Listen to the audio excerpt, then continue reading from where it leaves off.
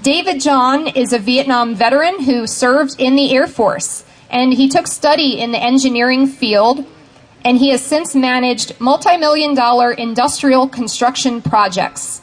David has been extensively involved in community service throughout his life, from being seated on the Glen Holden Borough's Zoning Hearing Board and their Planning Commission, to being chairman of the Pennsylvania Libertarian Party. And he's also on the board of directors for a gun club in Chester County. He has run for more than a few public offices, so today he is here to share some of his timely advice with us.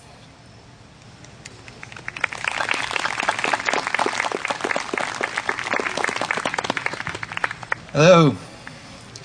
Greetings, everyone. It is a pleasure to join you here today in a demonstration of our First Amendment rights. We certainly need to enjoy the precious few remaining rights we have. I'm here to offer some of the challenges, I'm here to recount some of the challenges confronting our nation and then offer some suggestions for getting us back on track.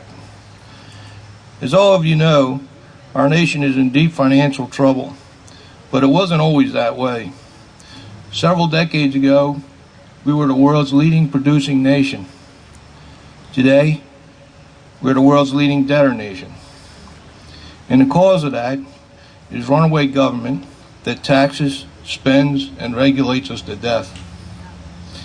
According to the data compiled by the Government Accounting Office, the national debt, along with unfunded obligations, now amounts to over $400,000 per household.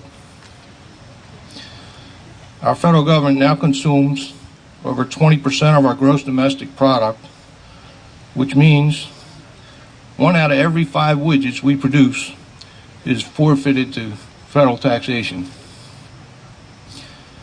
We import $1 trillion worth of foreign goods for which we have nothing to trade except our dollar. That works as long as foreign nations have confidence in our currency, but they are becoming leery of our money and our luck may be running out. Together, the state and federal budgets total nearly $40,000 per household, which is only $8,000 less than the median household income. Let me ask you this. If you earn the median household income of $48,500 and your government is spending $40,000 of that, losing my place here. Are you working for yourself or are you working for the government? And can you really consider yourself free? Some would point out that the government doesn't take that much out of our paychecks, and that is true. Our elected officials know we wouldn't stand for that. So they surround us with taxes and bury us with debt. They tax nearly every product, industry, and service we use. The magnitude of the taxes and regulations has forced many of our industries to leave the country, and we now find it necessary to bail out or take over some of those that remain. It doesn't take a rocket scientist to see that our national debt and deficit spending leaves our nation militarily weak and our children buried in a sea of debt and despair.